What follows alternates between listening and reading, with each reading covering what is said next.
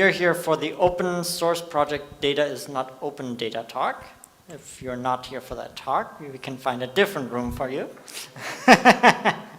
I've had this where I was on a flight to Omaha, and then the flight attendant said, if you're not on this flight for Omaha, and someone actually left the airplane after that. I was like, how can you be in the wrong airplane? But I know. So come on, join us. Join us. We have free seats here. Okay. Well, if you need to leave, that's fine too. Yeah, of course.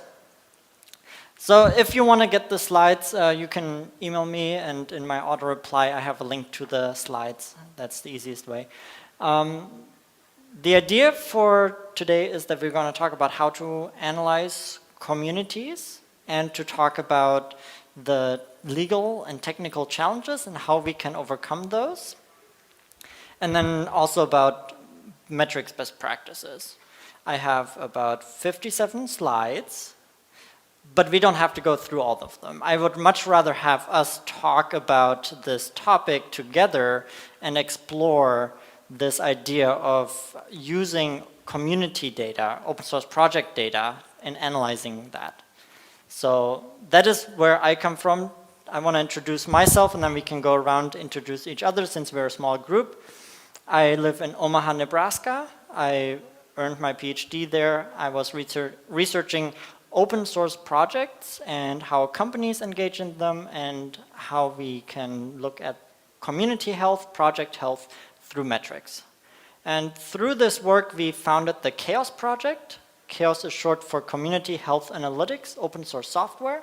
It's under the Linux Foundation, where we are building out best practices. We are defining metrics for understanding what is community health, and then also building software.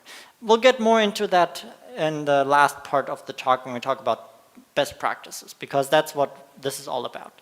I now work at Bitergia. Bitergia is a company out of Spain that has been providing analytics for 8 years now, and they're also a co-founder of the CHAOS project, and yeah, they hired me after I graduated. So I'm very passionate about this whole open source project, analyzing them and so on. But I'm not the expert. There are a lot of people who are much smarter than me on all of this. What I collected for today is what I have learned so far, and I wanted to share that back out. But I'm sure that you all are experts as well in some area, in some fashion. So if you want to go around, just a quick introduction. What brought you to this talk, who you are? Just 30 seconds each, maybe? I'll go first, and I'll pass the mic. My name is Mark Roden. I am the chair for the Open Data track here at Scale. I'm also a data scientist at Ticketmaster. I gave a talk earlier today on how we fight fraud. So that's available on YouTube, which nobody will watch, as we just discussed. And yeah, so I've been coming to Scale for a bunch of years now, and it's always a lot of fun. Awesome. Welcome, Mark.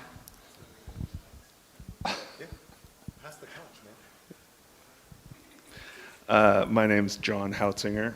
I'm not a data scientist. Well, not really. I do automated quality assurance, auto deployment, testing infrastructure, stuff like that at a company called Whirl. We're a multimedia company. I've been coming to a Scale for, oh God, I don't know, a number of years. Long time. Yeah, a while. And yeah, I just thought this would be a good presentation.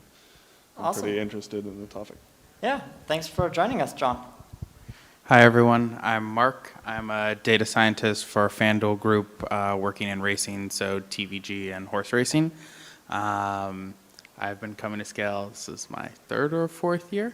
I came to this talk because I'm interested in data and community building. I am also one of the executive chairs for PyData Day LA, which is August 21st to 23rd. Shameless plug, you should all come. Cool. Awesome. Thanks for joining us, Mark. I didn't plug it too. I am Lindsay. This is my first time at Scale, so very excited to be here. I am a data specialist, aspiring to be a data scientist at the Getty Conservation Institute, and so I'm currently working on ingesting a lot of conservation science data onto our open source platform that we have. And a lot of the work that I do is primarily data, but I work with a lot of the scientists who are concerned about their data and what they do with it, and being concerned about it being open data and like how you can impose restrictions on that kind of thing. So this is kind of just my area that I'm looking into, also on behalf of our community specialists for that project. Awesome. Thanks for joining us, Lindsay. I'm Darren. I've been coming to Scale. I think this is the 4th year now. I'm not sure exactly. Just looking at the topic sounded interesting. It sounded pertinent to some of the discussions that were in the open source way earlier this afternoon about the metrics chapter they want to do. So I figured, why not? Cool. Yeah, I want to know more about that. I didn't hear about it earlier, but We can. afterwards, maybe. They did a workshop yesterday about it, but he did a talk, Carson did a talk earlier. Okay. That was interesting. One of the chapters is metrics. Yeah, no, super interesting. Thank you. Hi, my name is Jillian. I work at UCLA, the library. We have a data science center, and I do consulting with them for GIS. So I want to learn more about open data using QGIS, that sort of thing. And I thought this would be interesting for community building as well. Awesome. Thanks for joining us. Yeah, we can. I have more interactive elements built in. So I want to invite you on to a journey and start with a thought experiment. Imagine you're a contributor. You're in an open source project, probably to get work done, to scratch an itch, whatever the reason is. And the community is, so the question is how you react.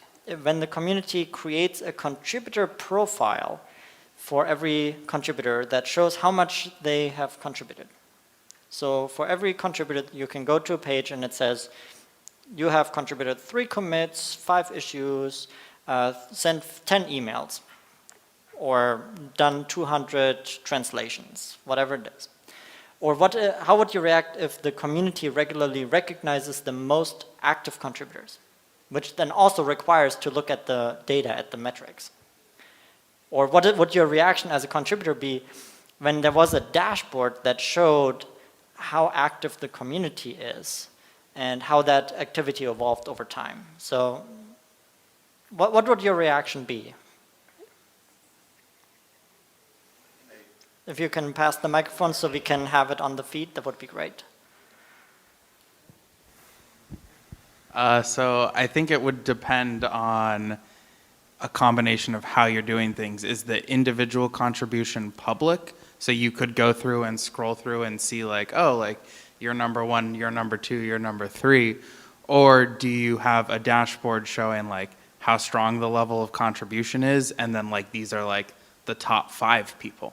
So right, depending on how you display the data and show the data to the community could either create positive or negative reactions. But I think it's all based on how the community is as a whole, right? Doing a leaderboard like in video games first is like super competitive. People are like, oh, I got to get up there. I got to get my score up. I can't be the last person on the list. So if you had a community that was like that, very competitive, then maybe that's the right way to go. So I think it depends on community. Interesting thought. Thanks. I would get very nervous about the metrics getting gamed. I mean, because like I don't know if you remember, like once upon a time, programmers were being judged on the number of lines of code that they would produce. Yeah. So you'd write like these 5,000 line files that only did like an addition, just so that you could demonstrate that you've gotten the lines of code. So like the gamification of it makes it that people will play the game rather than make a contribution. And that's where it gets weird to me. Like the most of the contributions I've seen, like where people get recognized, is mainly in conferences like this, where somebody's like, hey, this guy did this module and it's really cool. And it's like, but we're not signaling him out as better or worse than anybody else. Yep. So. Okay. So you're thinking mostly in the terms of from the community overall perspective. How about as an individual contributor being part of those numbers? Yeah, that's kind of what I was going to address. Like, I think the first one, if there was a leaderboard or this person is the top contributor, whatever, it might create a barrier of entry to someone who's possibly intimidated to show their code to someone who's been in there for so long.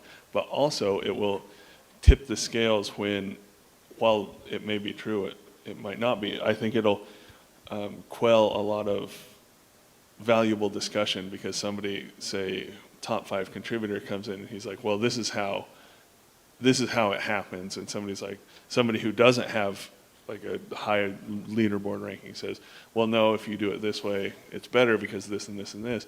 Even though the top contributor's answer could be wrong, he might get more play, and it could hurt the project in overall. Yeah. Reset the leaderboard every 2 weeks. But that happens now. Right. Like in Wikipedia, like you may be a world expert on Homerian legends, but because it's not what's in the 1928 Encyclopedia Britannica, they won't accept that. Your change. Yeah. So I just want to get you into the mindset here. Let's have a second thought experiment. Let's say you're at a company. You developed a piece of software, and you got permission. You asked for permission. You got permission to open source it. But your manager has certain expectations if you do this. Your manager wants to see that you're building a vibrant community around it, not just throwing it over the wall. Your company wants to be a good open source participant. And also, you need to be able to identify areas that need attention in the project. So especially as projects grow, sometimes it's hard to identify which modules don't get enough attention. So you need some kind of insights there. And you need to always report progress on how you're doing with your open sourcing the project. So how would you go about doing that? We're thinking about data here. So how would you go about accomplishing these things?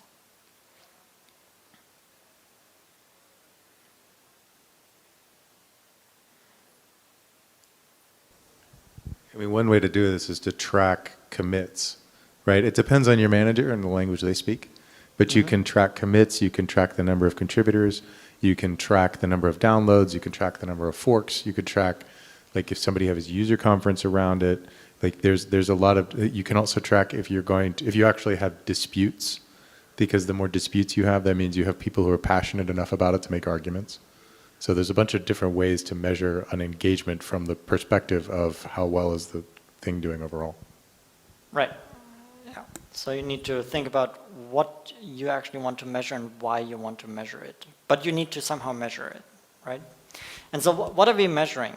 We are measuring, I'll get to that, but maybe we already talked about this, but what is the data, who are the data producers? And who are the data users in these scenarios? Just think about that for a second. And then what is the relationship between the data, the ones who create the data and the ones who produce the data, who use the data? Someone have a thought about this relationship?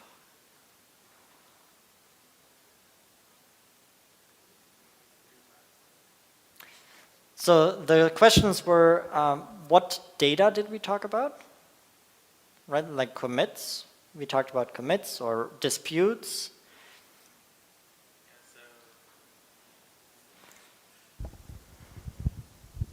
So data, everything Mark pretty much said. You could also add like maybe people reporting bugs or feature requests or stuff like that. Data producers would be the community. Right. Data users could be both the community and the company.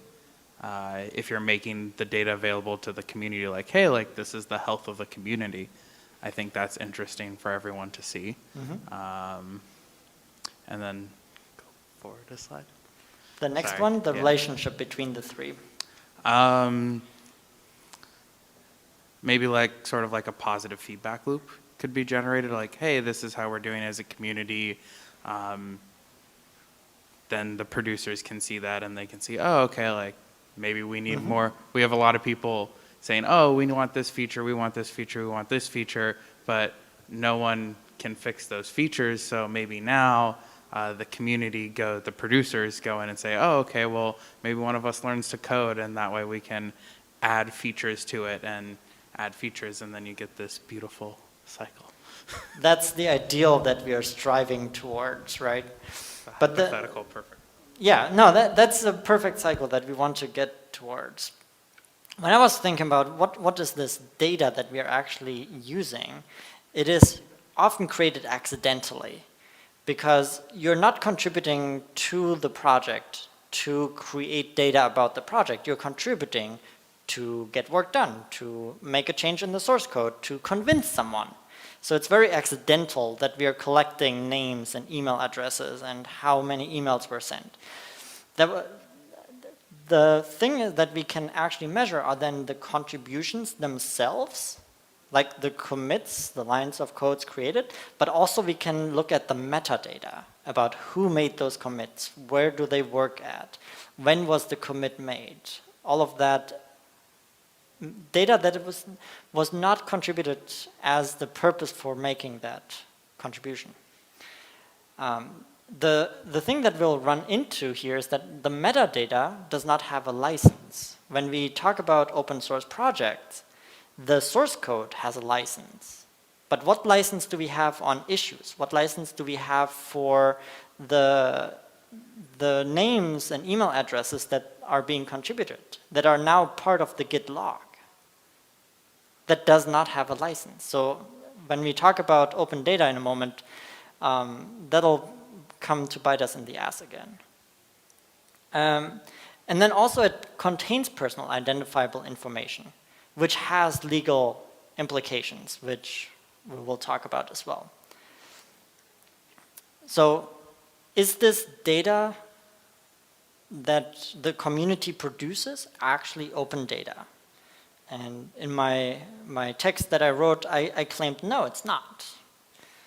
Because we cannot freely use it, share it, because there is no license to that data that was being created. Yeah, go ahead, Mark. Consider openness to have to do with the ability to share it, or merely that it is existing and anybody can read it? Because those are two different things. Right? So, like, if I have access to Git, I have access to all the change logs. right. So I have access to it. Why would I not be able to share it? Why can't I fork that project? So you can fork the project, right? You can clone the data, but analyzing it has implications because now you're analyzing personally identifiable information. I'll get to the legal issue here in a moment. And then also there is no license around it, so it's a gray area right now. There's no consensus from the research that I've done and from talking with people. There's no consensus that it's okay to do it, but we do it, and it's a common practice to analyze open source projects. I'm just saying there are some implications that are coming to surface. I see you're making a face like I'm not getting to the point quite. No, I'm thinking about, I have several different projects I'm thinking about right now, and they all have different levels of severity, where like some of the so like for instance, mentioned earlier the voting solutions talk last year at this time, that's intended to be an open source project. And if it's open source, then all this data is open. And that's a project where you absolutely would want to know everybody who's contributing to that project. Like there's legal ramifications of even thinking about closing that data, right? If you're contributing to a voting system, we should know who you are. Like, and there may even be arguments about whether or not we should know your security clearance.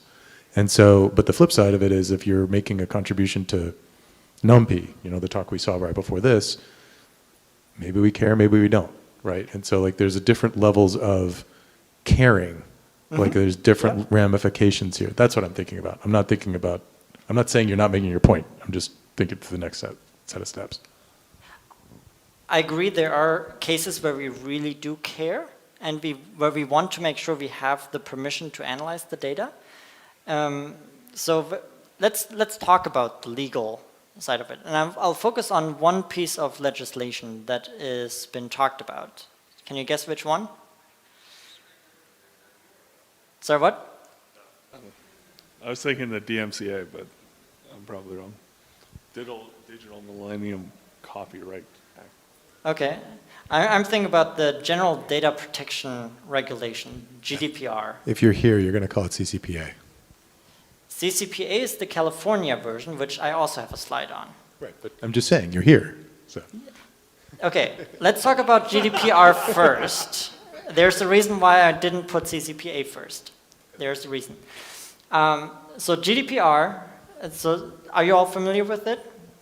Then we can breeze through this. GDPR defines personal data, which anything that identifies a natural person, the data subject, and processing that data, which is doing any kind of operations. It's technology neutral, whether it's automatic or even manual. It doesn't care. And then there's a controller.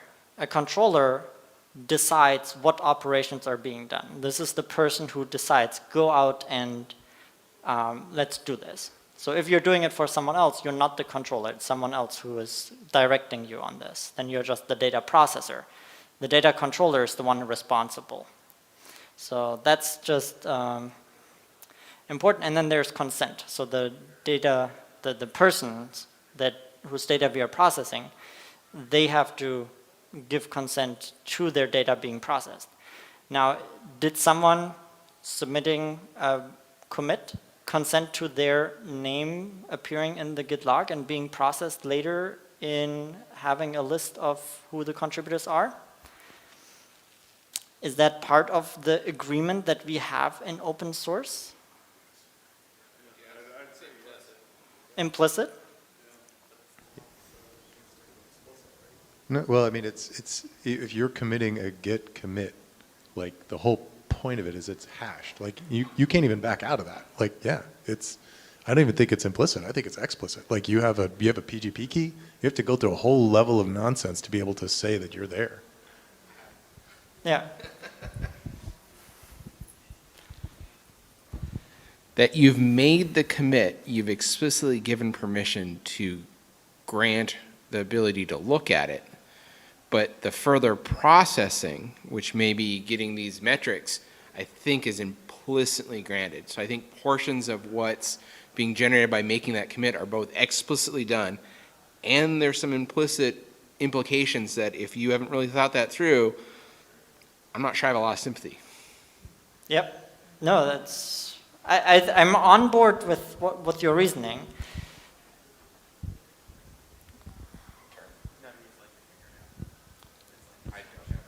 Yeah.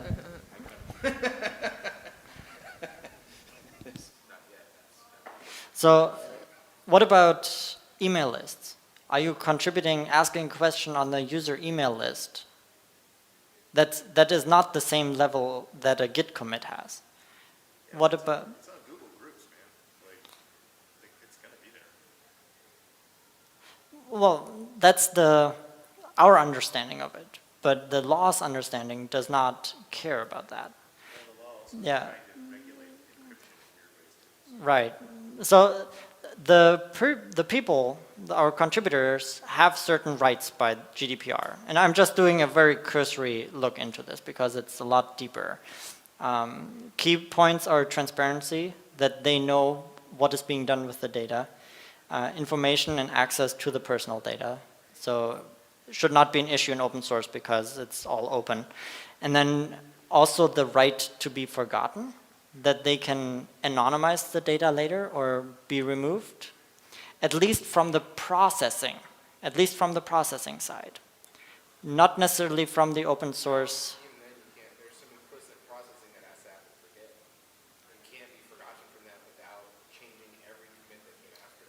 You just can't. It's just not possible. The nature of the Git just doesn't allow you. There's processing that has to be done to be able to verify that, hey, what is the current state of the tree? You can't be forgotten for your commit unless you change all the data from everything that falls after. You could squash commits, but yeah, but when you squash, you change the history. You are changing the nature of whatever that project was. And that is, reality may not match what GDPR would like it to. and that's what all the lawyers looking at this agree on, that GDPR was created for organizations and companies and governments, not open source. They have not fully thought that through for open source. So we are in a gray area here when we talk about open source. Just to be clear, we're talking about, we're making a git commit. The code itself is not the one being affected. We're talking about GDPR. We're talking about personal, private information about that person, about that contributor. So when we're talking about the contributor, not the code itself, they're being committed, that's a little bit different. So if we're talking about GDPR, are we taking away the identifiers about the person and not the code itself? In Git, they're the same thing. You can't remove the user without changing the commit. Fundamentally, that's just how it works. The hash changes. The history is different. You have to change the history of the world, effectively. Any potential mirror of that stuff, anything, implicitly, you cannot get rid of it once you've committed it publicly. It just isn't possible. If someone forks it afterwards, even if you squash it, it's not. Like, I understand like what we're talking about here in terms of like what the capabilities are of Git, but there's a serious question here about being able to remove information as a user, as a contributor. And I think that it's kind of being pushed aside right now in this conversation of like, oh no, we just can't do it, so that's what it is. So I think this conversation could benefit a little bit by being a little open-minded to it, being like, okay, what is needed in order to recognize what GDPR is asking, and how can we actually figure that out with Git if that's a possibility? Yeah, I would like to focus on a different aspect. Let's assume that the data that was created, all the interactions are there, and that's okay. Just let's assume that's okay. Now we are wanting to take that data and analyze it.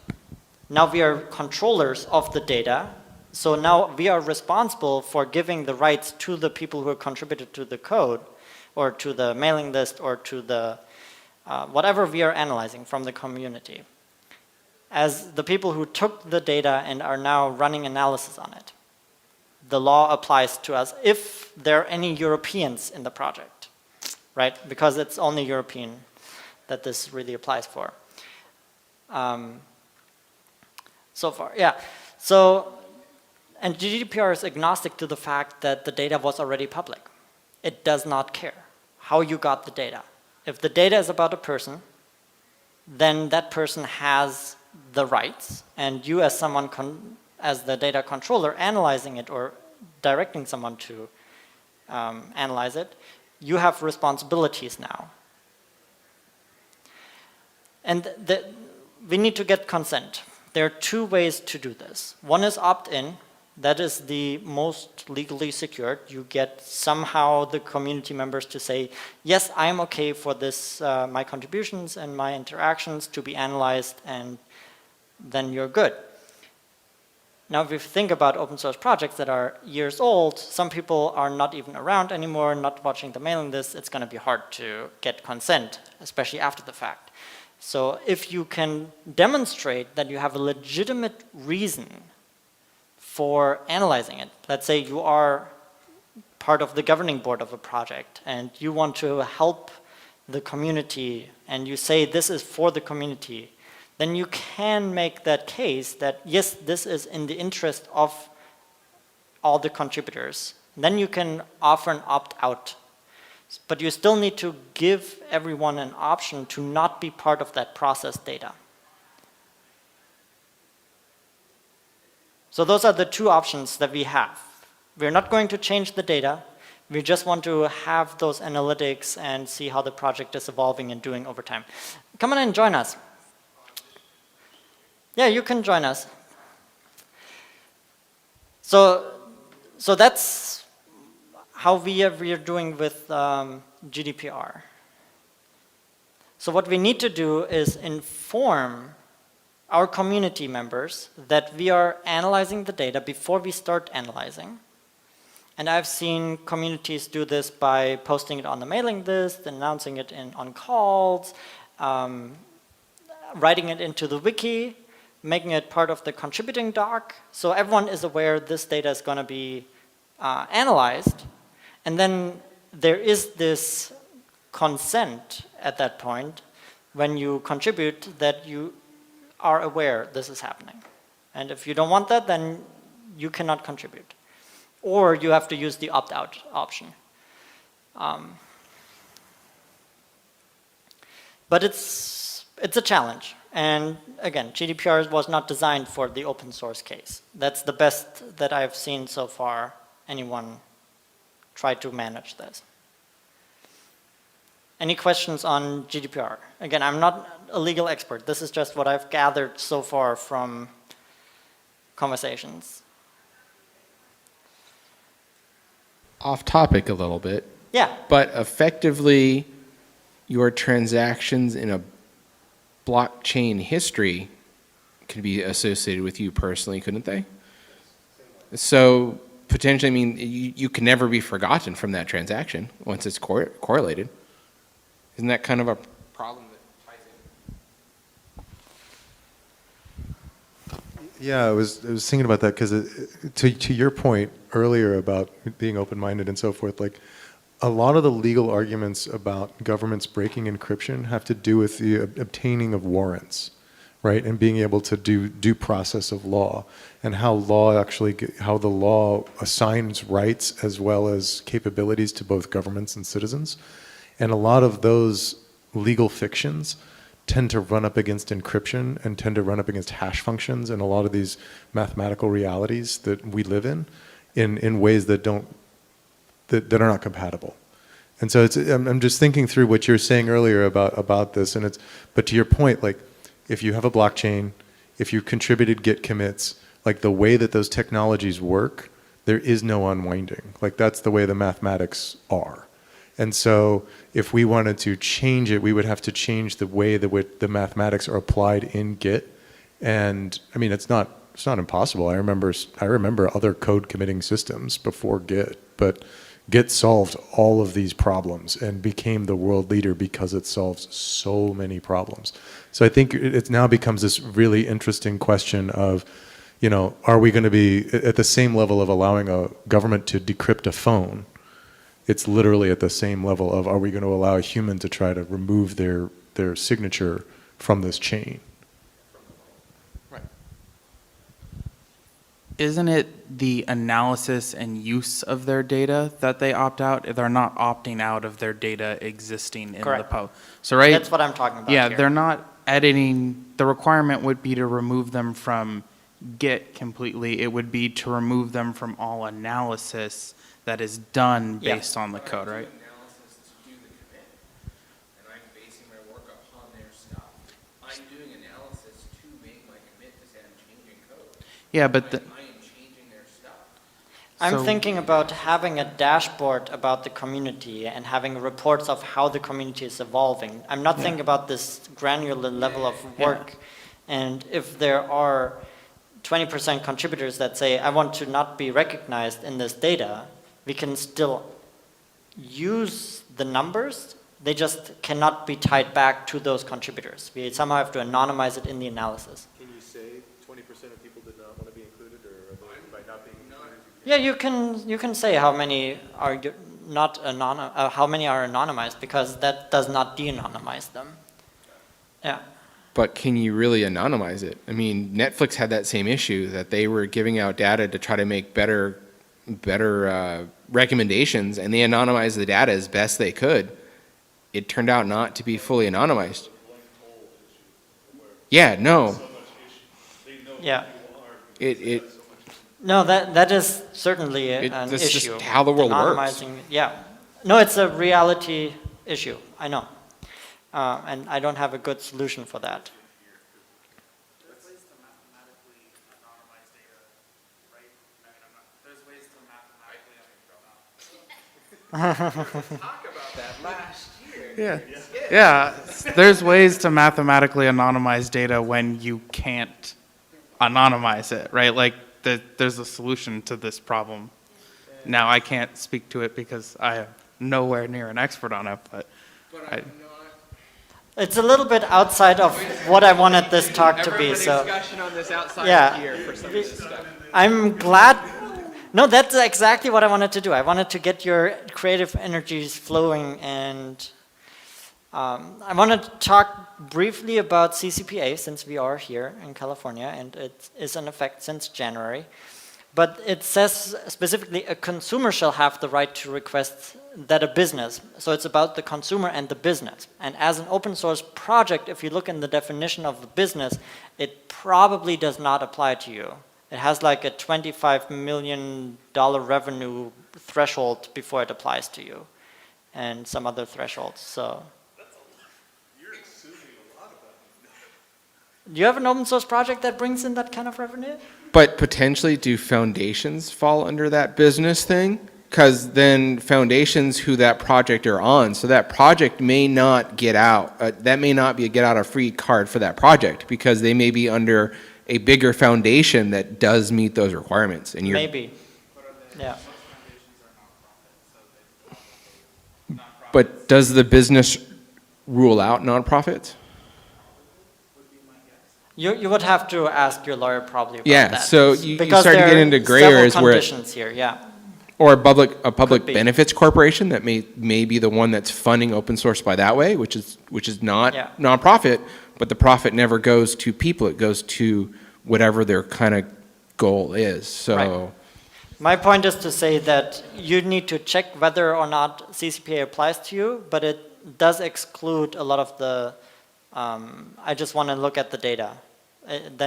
You can look at the data and analyze it. CCPA doesn't care about it. If you do it for a big company or foundation, then it probably applies somehow. So that's why I didn't start with CCPA. So that's what I just wanted to have some legal challenges to talk about, and to say that if you are analyzing open source projects, then it's a good idea to let the community know before you start the analysis. Give them a way to opt out after you demonstrate that you have a legitimate interest. But just be in the sense of open source, just be communicative, transparent, and work with the community on this. So that's my thought, my standpoint. Do you have any closing thoughts on the legal challenges before we move on to the technical challenges? Do you want to use the microphone?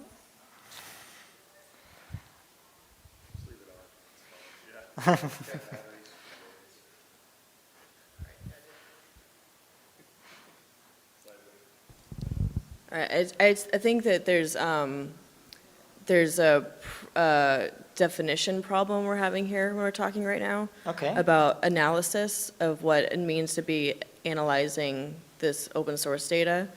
So like your definition of analysis is even just viewing a commit that's been made, while there's other sources of analysis that somebody is doing an open source project of analysis where they're taking lots of different information and coming up with another conclusion. And I think there's different levels of which we can start assessing it through a GDPR assessment, because there's different types of analysis. yeah, well, there's some mathematical analysis that happens for blockchain and for commit that I have to know the whole history. So there's Agreed, but there's also, mathematical yeah, things happen. there's different levels in terms of the company knowing that information, but also external researchers knowing that information. And I think open source brings about questions that should be asked about who is in charge of that data being open source. Is there a solidifying company that it does allow to have that information, and also allowed to be able to access it in that way, which they should be if you're actually doing most of that control, but then also being able to control who outside of that initial core is able to access it for that same amount of level.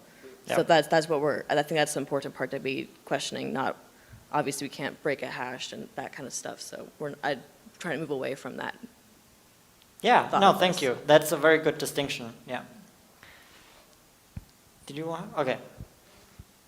Then, I know some of you are much more in depth with this than I am. I'm not the most technical person. But if we think about analyzing an open source project, the challenges start with where is the community?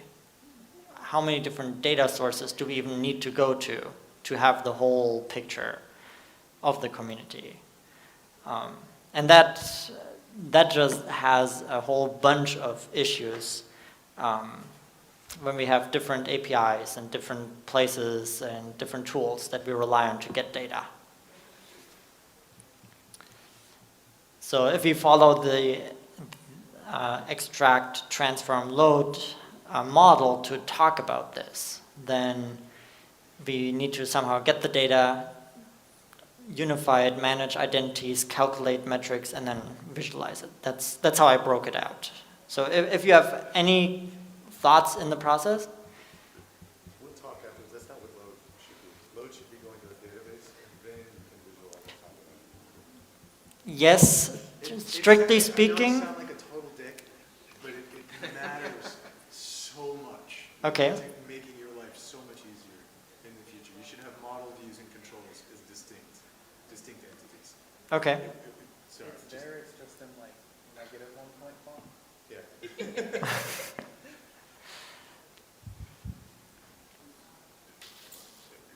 Okay, then transform to me has that load into a database and then viewing, sure, we can put load in here.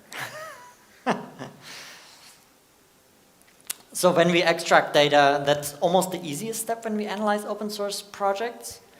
The Git log is, you can easily get that.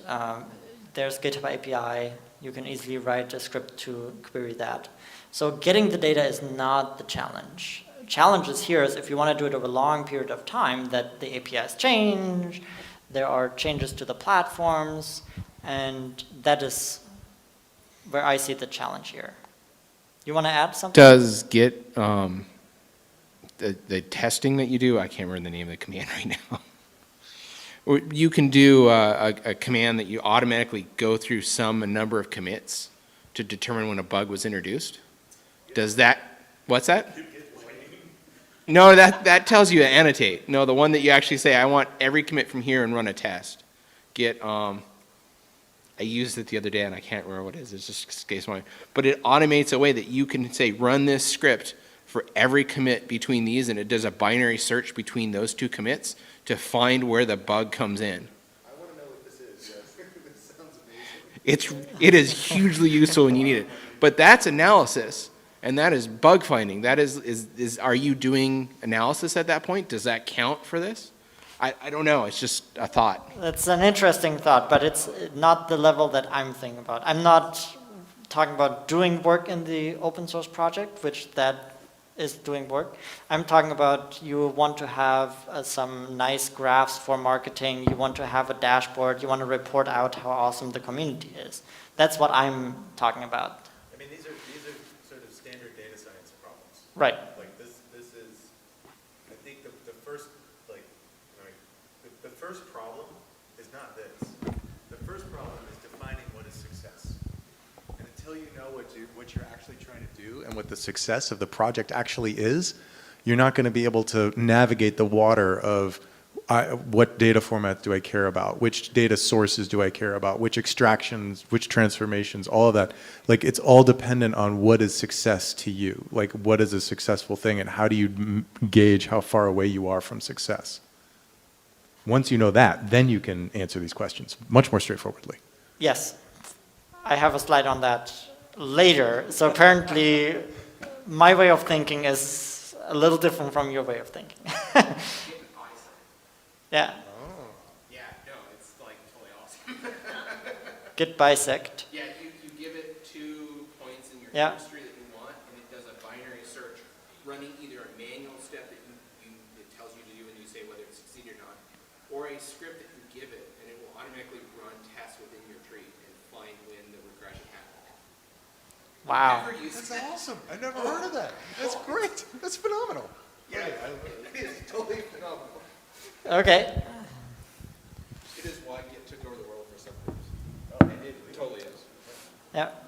So for transforming the data, I know there are a lot of issues. I'm just focusing on a few issues here to get some ideas because I didn't know what the level of analysis that everyone was doing who would come here would have. But it sounds like you're much more ahead than a lot of people who come to this for the first time. So unifying data there, as you said, Matt, that's just standard problems for doing this kind of work. So I'll skip through this. Managing identities is an interesting one because in open source you have all of the different tools that your community uses, and sometimes people use a different email address, they have different usernames, so you need to somehow merge those different identities that they use throughout the different tools.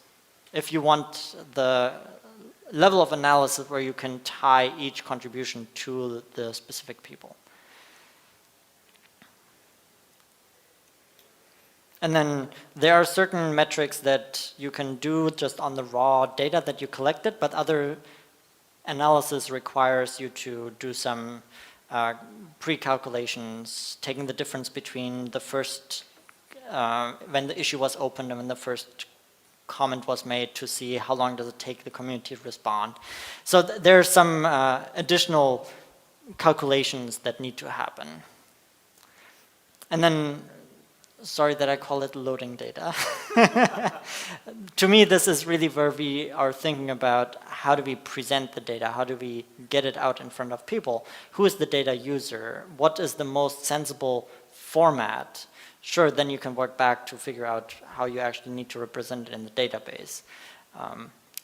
One of the things that I hear a lot is the data itself is not interesting. You need to tell a story with that data. You need to think about what is the community story and how can you support that with data or refute it with data. Otherwise, you're looking at commits, but what does that even tell you? So I want to also introduce some technical solutions that we have that have already solved these issues. So these are open source projects. You're smiling? Oh, no. I'm interested in some of this. Okay. After having this talk. Excellent. So I bolded Grimoire Lab because that's the one that I'm most familiar with, and that's what I'm just going to introduce a little bit in more detail. But there's also Chaos Augur. It's a research project at the University of Missouri and Omaha. That's the research group that I got my PhD in, so that's why I know about this project, and because it's part of the Chaos project. Then Apache Kibble. They're providing analysis for the Apache project, and then CNCF has DevStats, which is, I just talked to someone from the community, and they're very much focused on GitHub analysis right now, but are occasionally think about other tools, whereas Grimoire Lab, out of all of these, has the most number of data sources that it can pull in, has 30 different data sources, so it gives you the most complete picture.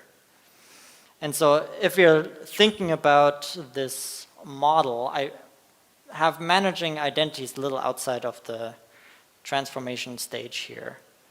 But the tool, so Grimoire Lab is a tool suite developed by Bitergia, but it's now part of the Chaos project, so it's all open source. Percival is the tool that goes out and collects data, and that can connect to all of these 30 different data sources, and it gives you a nice JSON document. So you can use each of these modules just independently. Grimoire Elk, so it's building on an Elk stack, the Elasticsearch Kibana stack. That Grimoire Elk takes the data, the JSON files, puts it into an Elasticsearch database, and then does the calculations and manipulations there, and then stores the enriched data into a separate Elasticsearch index. And then Sorting Hat is the module that knows identities. Sorting Hat, like from Harry Potter, if you've read the book, knows who the people are, or at least you can tell it who the people are. You can find the different identities, connect them, and declare what institutions they're affiliated with so that your analysis can have that level of information. And then Kibiter is a downstream version of Kibana that we customized with some additional analysis features for loading, for visualizing the data. So if we look at this in as a complete flow, then Percival takes in the data, Grimoire Elk processes an ask sorting hat for the identities, and then we can visualize it in dashboards, or there's even a tool that produces PDFs if you want a static report. And then there's some tools to configuration and managing and all that. Yeah, we love them too. It's very magic. Yeah, we had fun with those. If that's too complicated, there's also a new tool that Bitergia is developing right now. It's free to use for everyone. I just want to, it's building on Grimoire Lab. So you can just go to Cauldron.io, analyze a project. It currently supports GitHub, GitLab. And when we talk about GitHub and GitLab, it's issues and pull/merge requests. And meetups is also down here. So it's early stages. But I'm mentioning it because it's, you just put in your GitHub org or repo, whatever you want to analyze. You have to give permission to get access to your, through GitHub. You connect it, and then it pulls in all of the repositories and starts collecting data. It'll take a while to collect all the data, depending on how many other people are using the server at the time. And then you can go to My Workspace, and you get a Kibana to play with the data, or there is a link to a public dashboard, which already has some predefined visualizations to start looking. And this is what you can also share out. So that's something that we're building right now. Manrique has built the dashboard and shared it on his GitLab account to where you can just load it into your dashboard to get the chaos metrics. And I'll talk about chaos here in just a moment. And then there's also a forum, community.cauldron.io. I don't know if anyone finds this interesting. I just wanted to show that for people who don't want to set up their own analytics instance, there is a one-click kind of thing here to see some data about your project. It was just presented a month ago at FOSDEM for the first time, so it's still in early alpha. So before we go into best practices and chaos, all that, do you have any thoughts on the technical challenges?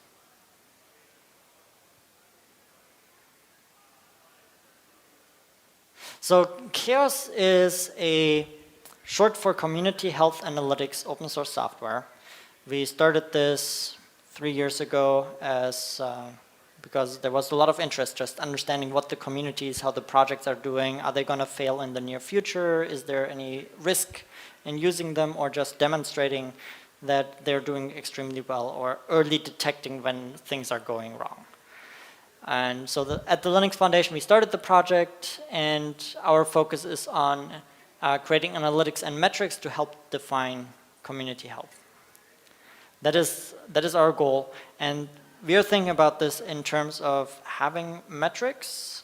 We need to implement them in software, and then we already have software, and we need to define what that actually means so that we can start building some standards across the tooling, and also build out shared language and shared understanding. And when we do analysis on communities, that we reduce friction in this area. Because before, everyone was doing their own thing, and it was a little messy. You have a thought? I do, but since you've already told me that the success slide is coming, I'm going to hold off for a second. Okay. I think I may be about to ask what you're about to say, so go ahead. So the work is organized in 5 working groups. Depending on the topic that people are interested in, they sort it into common metrics that are shared across the different working groups.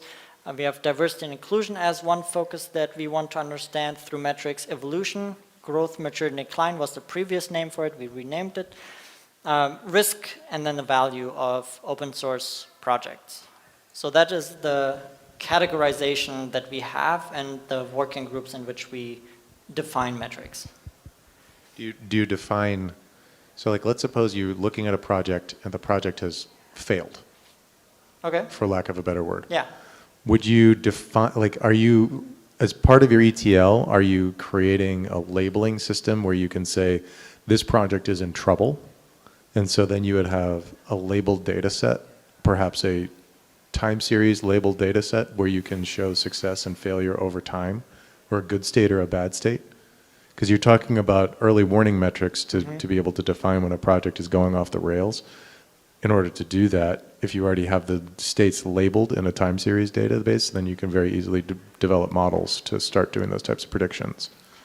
So that is the step where we stop before that step. We are defining the metrics, we're defining the analysis, we're defining how to get the data, how to calculate it, but we're not assigning value to certain values in, or certain impressions of the metric. We're just saying these are the metrics that you can use, and then you have to go in, and we recommend this goal question metric approach, or success, how you measure success approach, where we are providing you with the tools and the metrics, but you have to build out for yourself why you want to measure, and then figure out what your questions are, what your categories of success are, and then build your metric strategy around that. I feel like you're going to find that most groups are going to ask the same set of questions when they're talking about these things. Like if you're talking about diversity and inclusion, they're going to ask the same sort of sets of questions. And I think you position yourself very well to have a really interesting conversation where you can say, well, you guys may not be aware about this package over here from Switzerland, but they look like very similar to your commit history, very similar to your commit frequency, and they started to have problems and we talked to them, you should reach out to them, Yep. right? In which a way you have a meta community of communities. Mm-hmm. You haven't necessarily assigned meaning. So exactly, we have not assigned meaning to the metrics because every project is different. So even if we just look at standard metrics around commit history or issue history or whatever, every project has different ways of working that those numbers will look different even though it's the same health. Or the That's a testable hypothesis. It's a testable hypothesis, but that's what we're working off right now. We're still on the low-hanging fruits, just defining. You're working on seeing if there's common meaning that can be applied to the metrics and analysis that's being collected and done. No, he's saying they're not doing that. No, but you're looking at that. You don't have meaning assigned, but you're looking at it to see if you can, right? Or you're not going to try it all.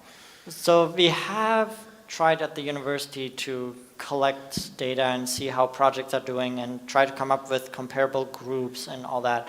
It has not been very successful. And I know research... That was going to be my next question. Has it been successful? So there is research out there that has done what you said with, let's look at, and this is data from SourceForge ages, okay? So it's been a little dated. But they looked at the SourceForge data and said, okay, these projects all have died. So, and these projects have succeeded. What are the patterns that we see in the data?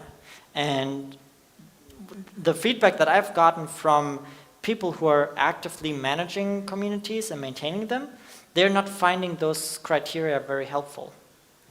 So, I don't know, maybe it's a fast-changing world or whatever it is that those kinds of analysis have not really stuck. Are there additional data points that maybe community history, community, just how the community works that change the meaning of some of the same metrics between communities? Is that part of what it is? Is there another, I guess, level of data that's just not easy to capture this way that's missing and that's why you can't just assign it? Or is it that you're changing the data as people see what the metrics are and then they're trying to game the system, gamifying it, and that's the problem? Or it's going to be hard. It's a hard problem, and our approach is to start small and get off zero. We want to have a better state than having no insights, no metrics at all. So if someone were to start their metric journey, I would recommend to follow the goal question metric approach. You need to know what your success looks like and what your goal actually is, and define the metrics based on that. Don't just look at the metrics and just share a screenshot of a nice graph. You need to tell a story around those metrics. You need to tell your success story or failure story or whatever.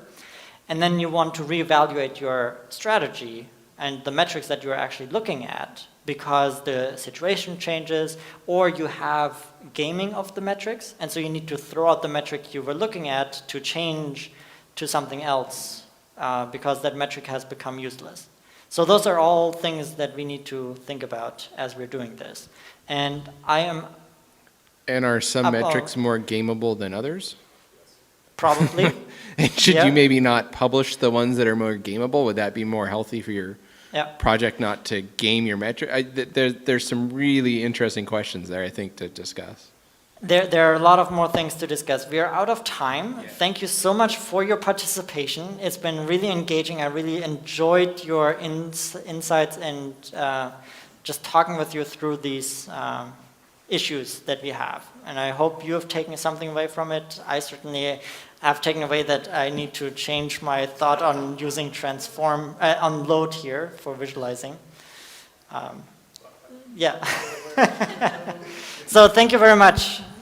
Thank you.